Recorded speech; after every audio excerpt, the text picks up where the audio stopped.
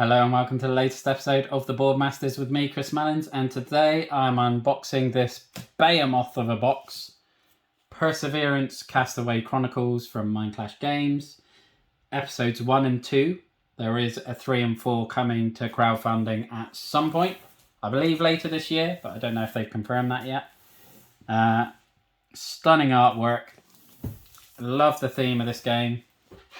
Obviously, dinosaurs involved. Anything with dinosaurs is going to appeal to me. And yeah, this was actually one of the only games in my collection where I watched a gameplay video before I backed it. Oh, I didn't realise this bit comes off. So that basically is just the components list.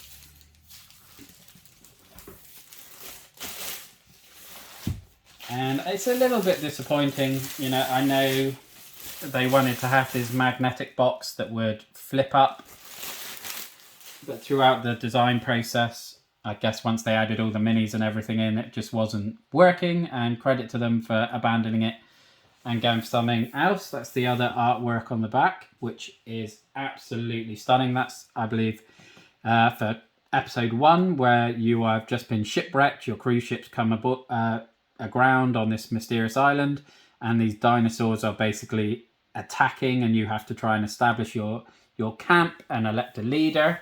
And it's sort of semi-co-op where you're working together to build this camp whilst also trying to win the most influence so that you become the next leader. And this artwork will be for episode 2, where your base camp is established. You've started actually domesticating and riding some of the dinosaurs, and now it's time to explore the island. Let's see, and we can get this giant box open. Ooh.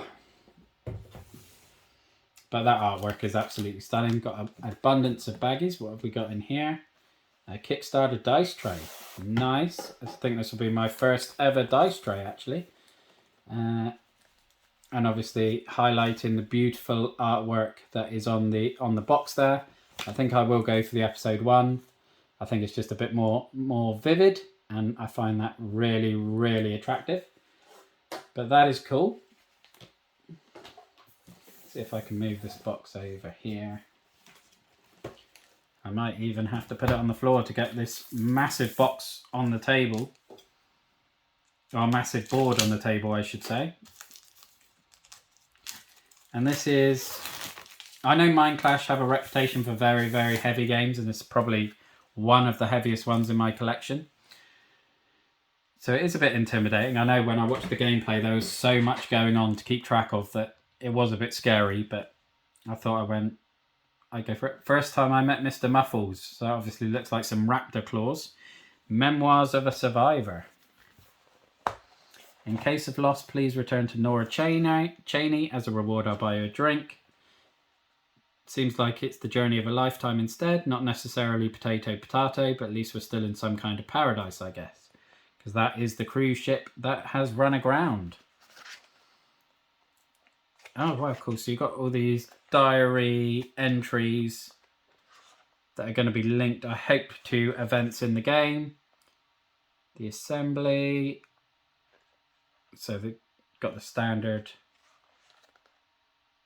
Oh, I really, really love this.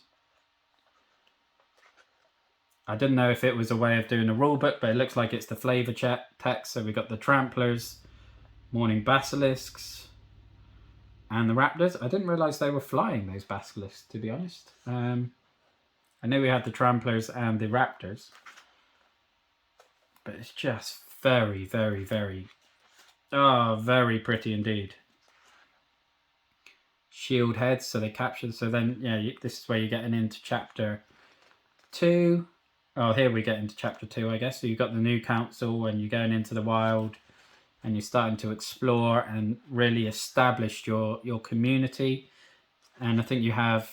I remember in the campaign they had choices of how you progress through this narrative. I don't know if the choices do carry over into this, that there is a narrative campaign with different routes, or whether it's just the choices we made in the campaign basically are reflected in the book. But that is really, really attractive. I'm a big fan of that. So what do we have here? The Dissenters. And I reckon coming at the solo assembly. So this is obviously linked to the solo mode. Dino attack combat rewards. So that as you're fighting off the dinosaurs, it's going to take, I think you gain influence or weapons and armor, barriers, things like that.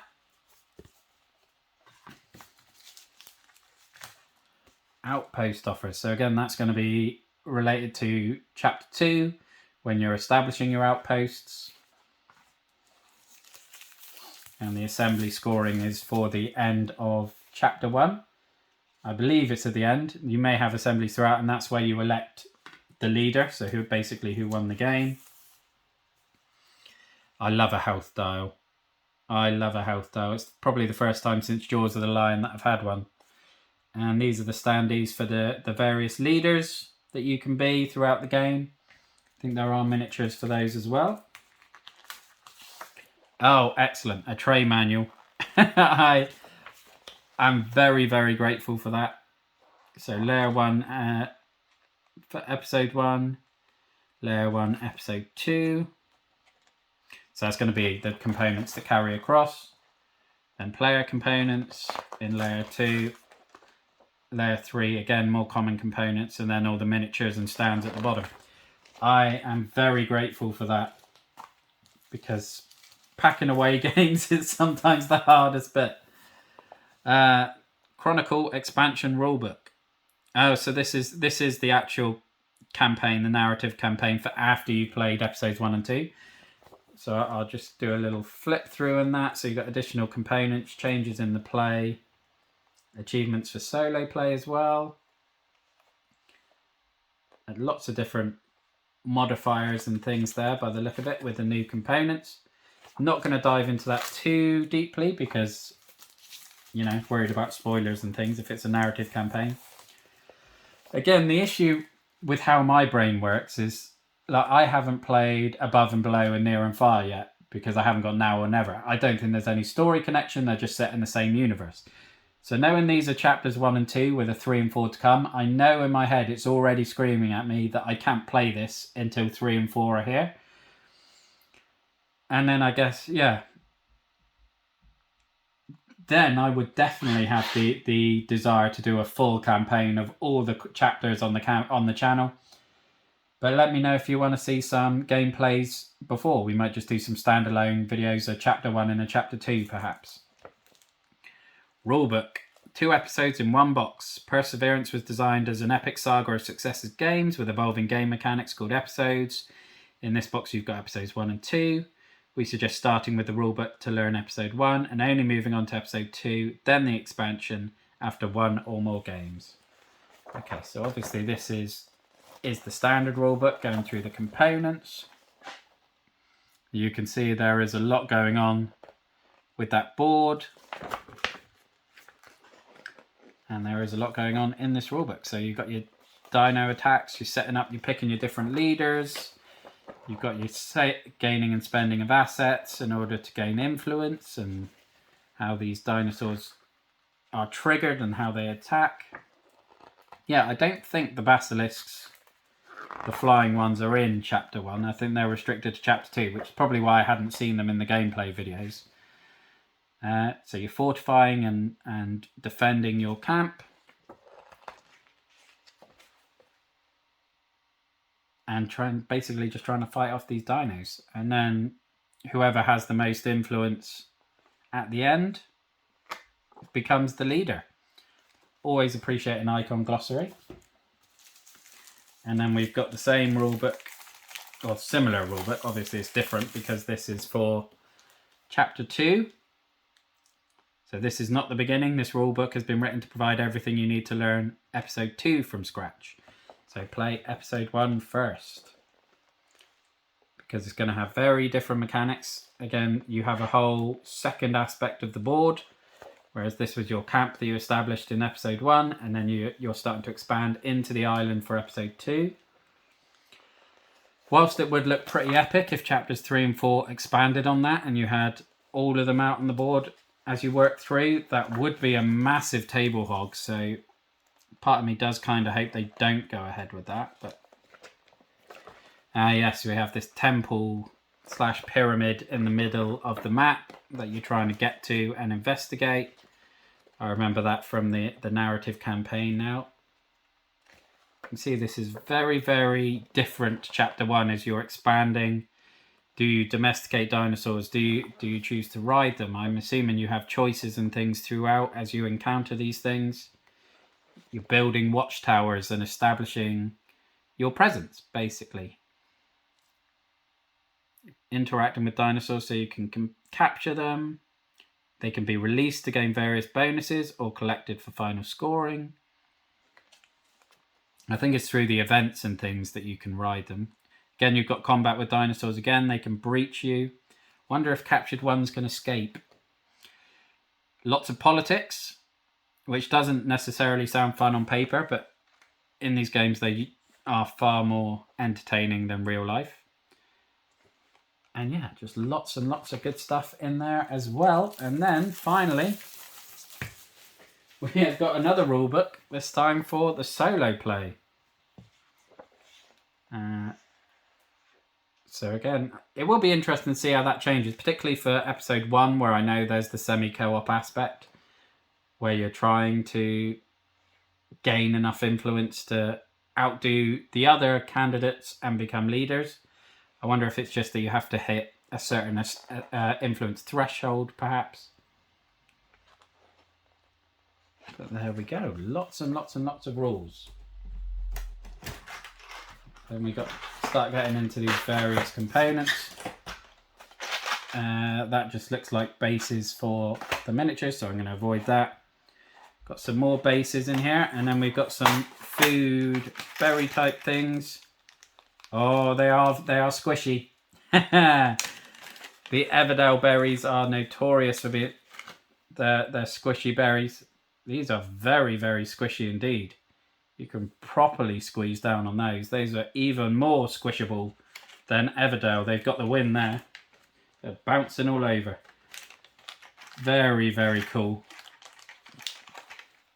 I mean, I'm 35 years old. I probably shouldn't be so entertained by a squishy berry, but I love it. And then we have, I guess these are the walls and the barriers that you're building to try and stop the dinosaurs rampaging through your camp. And then your tents, which is where you're going to have your workers and things. They look very, very nice. Oh yeah, here's the other colours. So the same thing, but in blue and yellow. So you've got colours for each player, so you can easily identify who has placed the defences. That's just to separate the layers, I guess. Oh, and then we have the miniatures, which weren't actually in the game originally. From what I remember, it was just standees and everything. I think they had minis for the leaders, and then throughout the campaign they unlocked the minis for the dinosaurs, and then they added the minis for the standard soldiers as well, which all included, which was phenomenal. I mean, they look absolutely gorgeous. The tramplers these are. Obviously that one is fully ready to trample any defenses or protection that you've got set up. But yeah, I like those. There's only a couple of sculpts for each one, which is more than enough in my opinion. I'm sure there will be people demanding a bit more variety, but given there wasn't supposed to be minis, for them to not only provide minis but then have a variety of sculpts in those as well is something I'm massively grateful for. So I know I would have been someone who was going to back the game, but probably commented that minis would be amazing. Expecting to have to pay for them, to be honest. Oh wow, this has got to be a shield head. That looks so cool. They look even better than I expected, to be honest. Again, not a huge amount of difference, but then it's based on the type of dinosaur that it is. There's very few poses that you can have.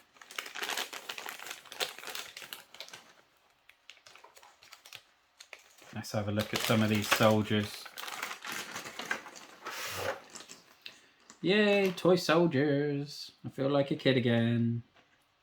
Oh, okay, so these are all the same sculpt by the look of it. So waving like an axe or pickaxe with a shield. So again, the soldiers were like a free add-on, so I'm guessing each bag is going to be its own sculpt. So I'll only grab one out of the future ones, depending on whether they're light or heavy or ranged. That one looks like a harpoonist. And yeah, again, it looks like they're all the same in that, which is cool. Another divider. I'm assuming I don't need to keep these dividers permanently.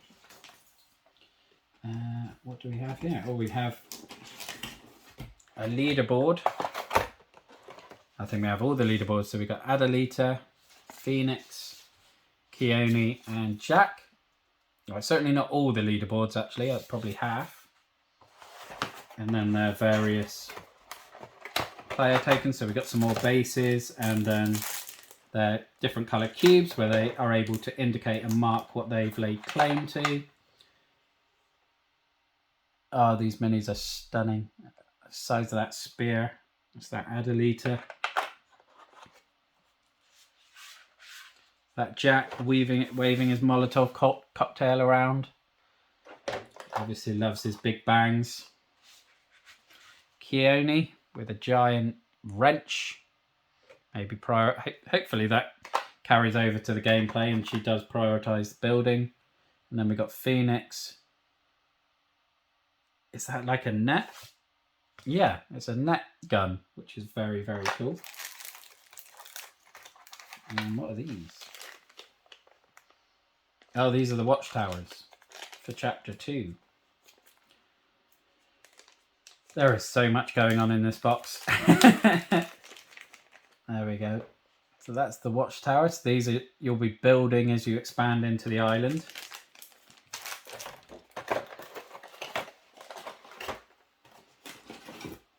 What do we have here?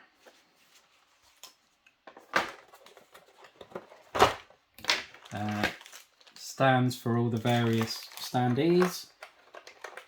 A very attractive dinosaur skull flag. I don't know if that's the first player marker. Again. And they look like much the same sculpts. Are they just very... So that's got to be Phoenix again with her net gun. Yep, Keone, Jack. And that will make that Adelita. So again, you've got various sculpts, a couple of sculpts for each of the leaders as well. Oh, that feels substantial. I thought that was just going to be a light bit of plastic, but this is the temple that you're trying to reach in chapter 2. I'm not sure what is that wood? Is that solid wood? Almost feels stone-like. That is awesome. Wow, okay. That's blown my little mind a little bit. I'm running out of space for all these trays. Another divider. Over there we go.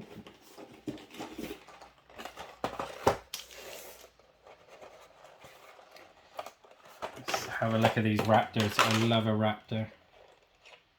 Always my favourite dinosaurs. Very delicate. But they look so, so cool. And slightly, again, bit of variation on the pose, which is nice. Oh, that's the wrong way. And which soldier miniatures do we have here? These look like the alternate sculpts for the harpoonists. And these look like the alternate... Well, the other ones have more of a pickaxe, whereas these look like a more standard axe. But I'm guessing they're the alternate sculpts for basically the same thing. They're probably the melee units. close range fighters.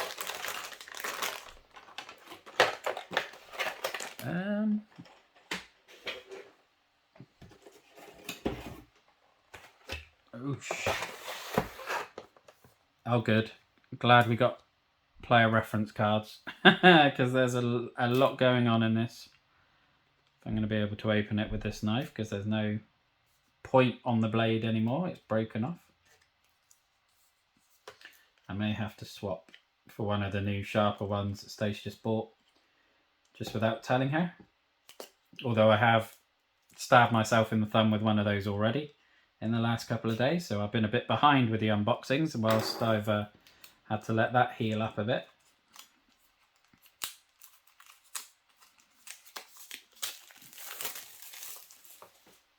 Okay, so turn sequence and final scoring, Dino combat, Dino attack and breach. I mean, I suppose there's what, three reference cards for each player, I think. 1, 2, 3, 4. Or probably one for each chapter, actually. But the fact that there's that many player reference cards shows how much there is going on. This is going to be a way of tracking your inventory and your assembly influence and stuff, I guess.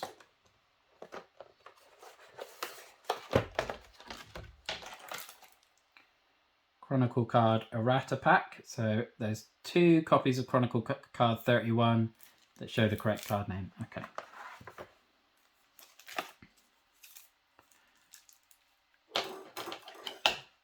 You know, part of me was wondering if I was going to need to split this into 2 videos, and I thought, oh, you know, the miniatures only have a couple of sculpts each, so probably won't be that long, but I'm starting to think I should have done that. So these are your chapter 2, so counterattack, sustenance, adventure, discovery. So these are your sort of focuses. Construction, do you focus on politics, settling, marketplace, do you focus on combat? Squatter, trailblazers, explorer, agendas. Again, that's going to be more of the, well, probably both chapters actually. And then again, more counterattack cards. Pathfinders, master dealer, proven in combat. So these are going to be titles that you earn as you're progressing throughout the game, I'm guessing. And then like abilities and things that you can trigger. And event cards. That's very interesting. I guess that's probably to do with the combat, given it the dinosaur icon and the ranged and melee icons, and then obviously if you get all the way around you're dead.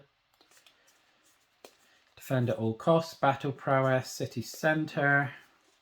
Again, some of these look like events, some of these look like abilities. But it's just so much. Got these beautiful looking custom die.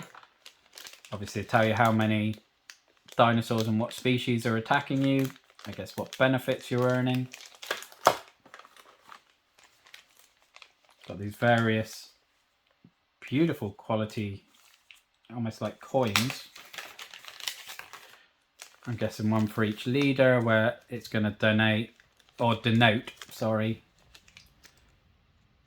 your sort of clan badge as you're gaining the influence. And then it is a dice placement game. Certainly chapter 1 is. So you've got all these fantastic screen printed dice that you're placing, and they're obviously denoting whether you're building, whether you're researching, whether you're developing your combat and training and things, or whether you're going exploring. And then you place those around the board to basically declare what you're doing.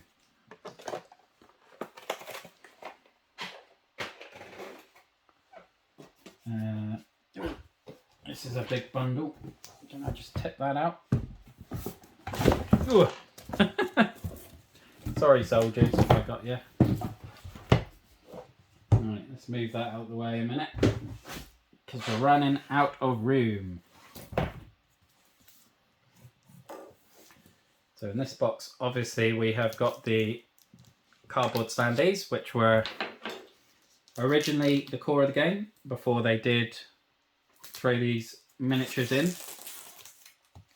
And in fairness, the artwork and the look of the standees is absolutely phenomenal. It's why I would have backed the game even without all the extra minis and things, because whilst they're appreciated and they will,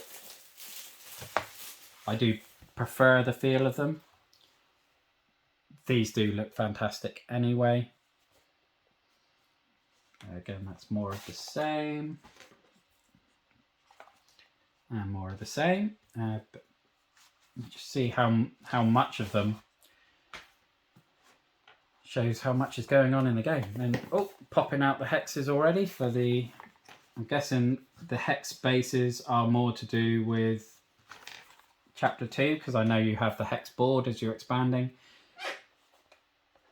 These are your officers.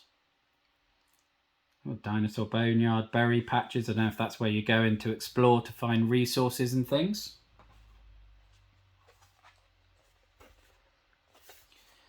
And those are basically the same. They're the same classes. They look like, they do have different bonuses though. Certainly the chief mate does. So whether that's for a different, whether it's difference between chapter 1 and chapter 2, or whether they do have alternate powers depending which one you're picking. So we've got more hexes, more places to explore, more resources, another player type. So we've got the captain, defender, scout, hunter. Don't know if they're player types or just focuses. Again, popping out the hexes. Again, more of these sort of focuses with the actions and placing the leaders with more resource. They're just so much. And it's so exciting. It's going to take a while to learn it before I get this on the channel, I can tell you that. Yes, more dials. I love a dial. As I said earlier, one for, again, Keone, Adelita, Phoenix and Jax. So I guess they are the 4 primary candidates. So that is all the cardboard. Am I going to be able to fit this board on the table with all these trays here?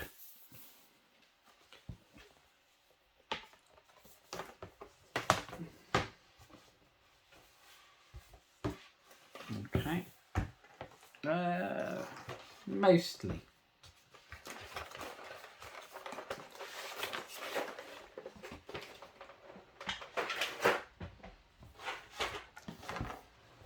Okay.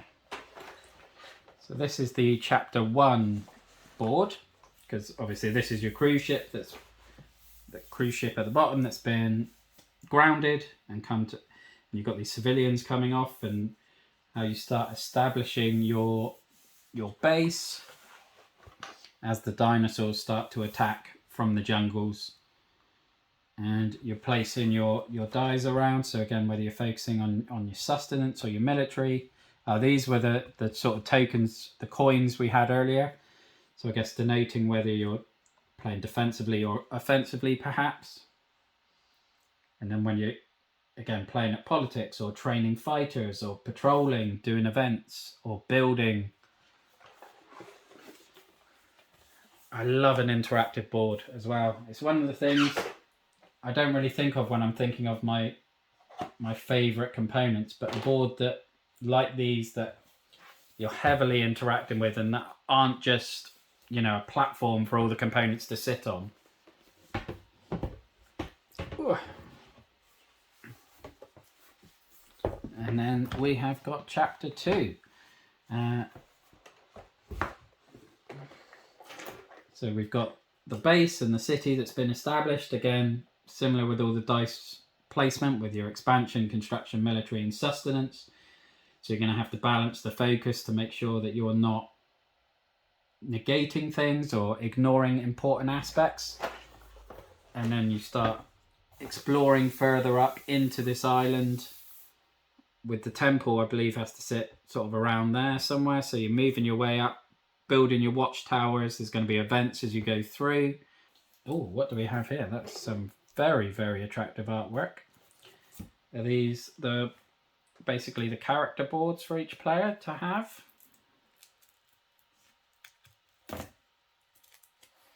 Certainly looks that way.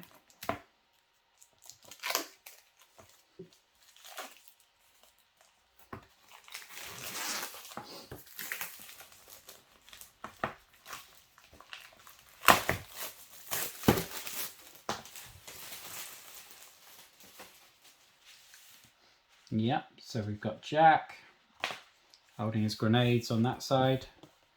Oh, it's double layered as well. That's very nice. So you're obviously those cubes we saw feels like an age ago now, and we got those coins that denote what you're doing. Oh wow! So yeah, we've got Jack, we've got Keone, and then we got Phoenix and Adelita. The artwork across those is absolutely gorgeous and reflects the pose on the minis, which I'm very happy with it. They go to that effort of just having it consistent throughout. But that is everything that's in Perseverance Castaway Chronicles episodes 1 and 2. And I'm very glad they've got the manual file to get everything in the box, because it's pretty intimidating being surrounded by all this stuff. And if I had to try and figure out how to put it in myself, it wouldn't happen. It would be all over the place. But I am so excited for this now. Whilst I know mentally my brain is screaming at me not to touch this really until episodes 3 and 4 here as well, I don't think I'm going to be able to resist. But yeah, that is Perseverance Castaway Chronicles. Hope you enjoyed looking at it as much as I did. Thank you very much for watching. Look after yourself, stay safe, and have a good one. Bye-bye now.